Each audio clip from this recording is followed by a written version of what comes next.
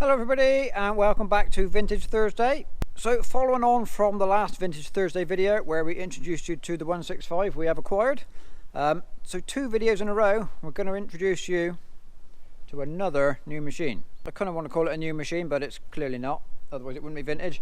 Anyway, so as you can see we have got the 35. On the back of the 35 is something I've never seen before. It is a Massey Ferguson number 12 trailed fertiliser spreader. So there's a little bit of a story to this as to how I got hold of it. Way back in probably January time, I received a message on Instagram from a follower and a channel viewer. He wanted a bit of advice on a tractor, so we had a little conversation for a few days, and that was that. And then maybe a week or so later, he came back and said, I've got a couple of items in my collection.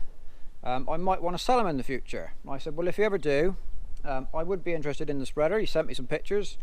If you ever do decide to sell it, let me know. And about 2 weeks ago, sure enough, he messaged back again. Was I still interested? Because he had come to the decision he would like to move it on. Obviously, yes, I was still interested, and we went and picked it up. So this is purely in the collection as a result of the channel. So yeah, it's nice that good things come from folk that are watching. So I got to say thank you to Tom for selling it to me and helping me get it on the trailer to get it home. So what is it? It is, like I said, it's a number 12 trailed fertiliser spreader. Single disc spreading mechanism on the back, and inside the hopper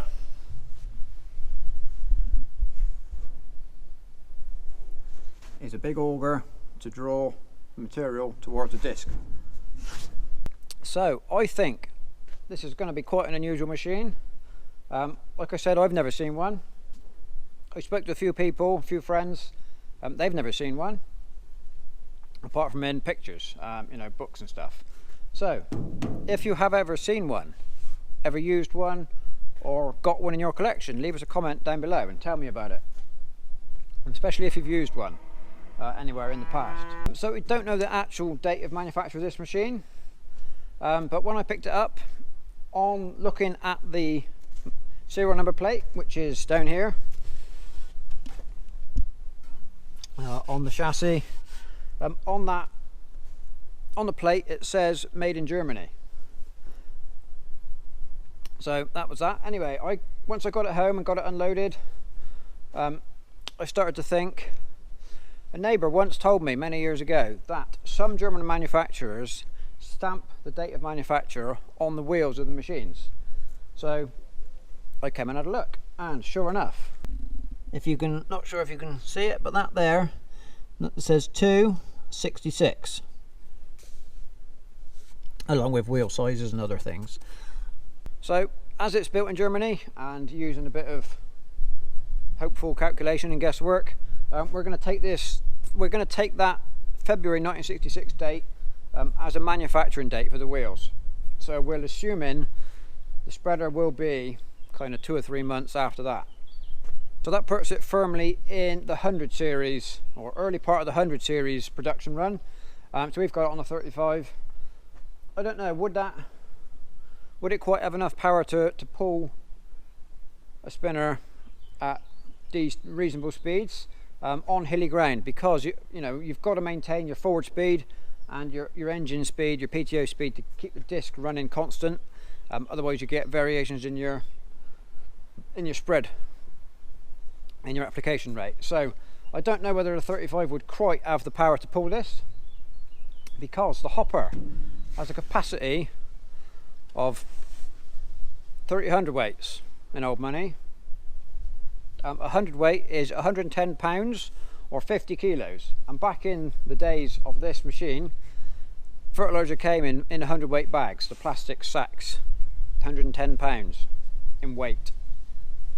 And it would have taken 30 bags to fill this hopper up. Now, available at the same time as the 12 was the 10, the much smaller, kind of this size, just a mounted version, a mounted hopper, fully mounted on the tractor. That had a capacity of 10 hundredweight, so 10 bags. So this is 3 times the size, or 3 times the capacity. And let's not forget, back in the 1960s, there was no loaders, there was no teleporters. This had to be filled by hand, 30 bags at a time. There might have been a few kind of tail slave type forklifts on the back of tractors, but the dung loaders of the time, like the 40 loader or the 35 loader we've got on the 165, that wouldn't have the capacity to lift a pallet of bags. It would have all gone in by hand. So I got a feeling, this would have been a big farm or big estate, large arable acreage machine, covering a lot of ground in a year. So overall, it's in, considering what it is, it's a fertiliser spreader, it's in remarkably good condition. It's got loads of original paintwork. You can see here, the Massey Ferguson sticker is gone, and so there's one of those on each side, and here is the logo. Okay, so all the stickers are gone, but the paintwork is in surprisingly good condition, still on original tyres. It's nice and straight. There is a dent in the back of the hopper, but that's nothing that can't be pulled out. So this machine, the previous owner of this machine, or at least the previous 2 owners of this machine, used it for spreading lime. So all the rate control mechanism that sits here is missing. Obviously when you're spreading lime, you need to put on a lot more per acre than fertiliser, so it was all taken away. I guess they just kind of adjusted the rate by how fast you travel forward. So when I knew that was all missing when I bought the machine, because obviously I bought it from photographs. So my assumption was that I could remanufacture the the rate control bits. I have in the collection an earlier Ferguson mounted spinner broadcaster, which is kind of equivalent to the 10, the mounted one, kind of this big.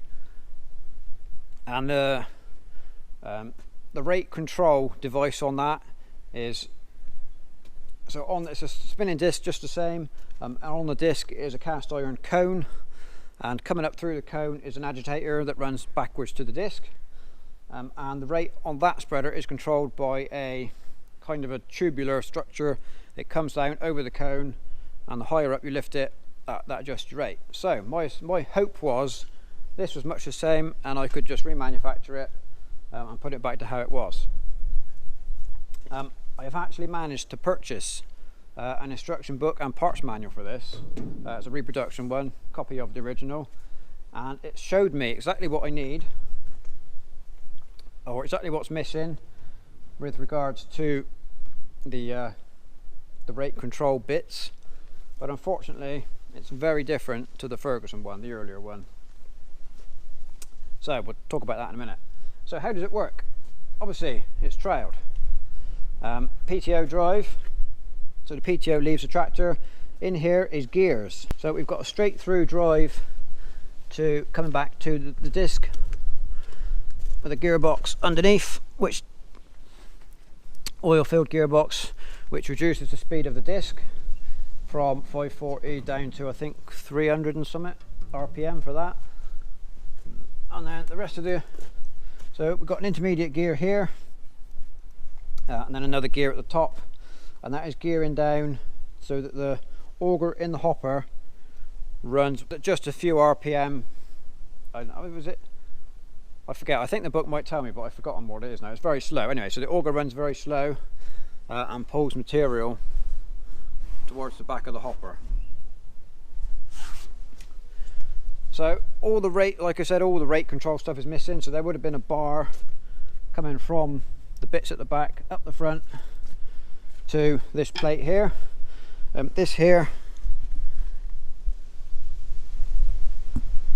So this here is where you set your rate.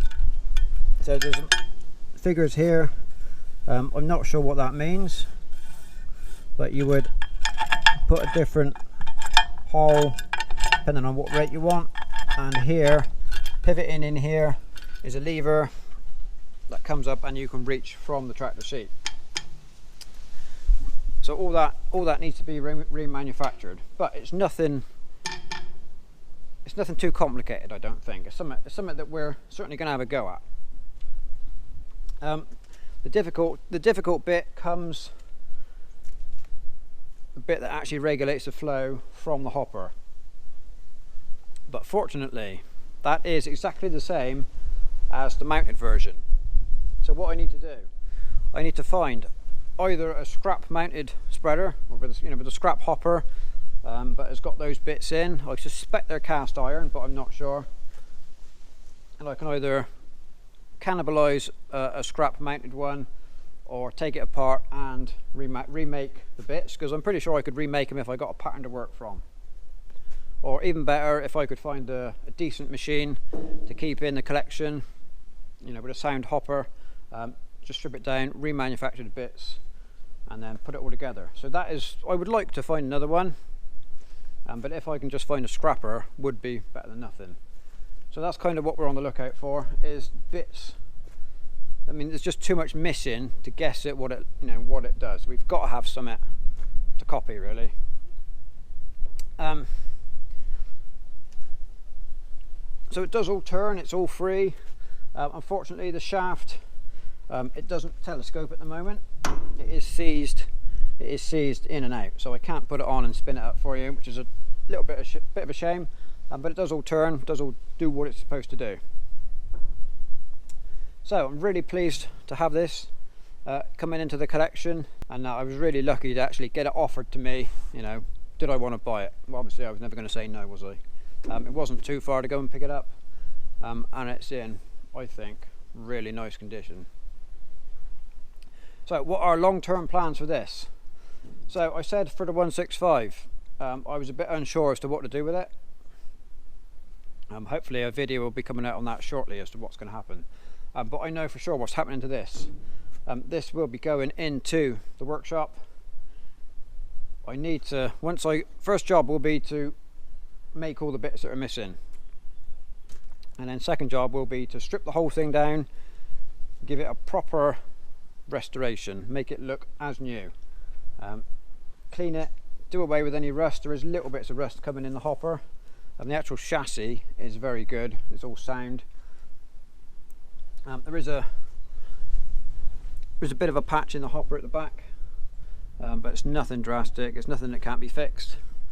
We need to make there's a strengthening bar across the middle here on these holes, but that's easy to make. But I just think it would be a very nice thing to save, put it into as new condition, just partly because of its rarity. I'm pretty sure, certainly in England, there can't be too many of these about. So there we go, coming up in the winter, hopefully, if we can find the bits, there will be a little series on this. So we're going to have to, bit of manufacturing, bit of cleaning, bit of painting, make it look like a new one again. So there we go, that is the introduction to our latest arrival.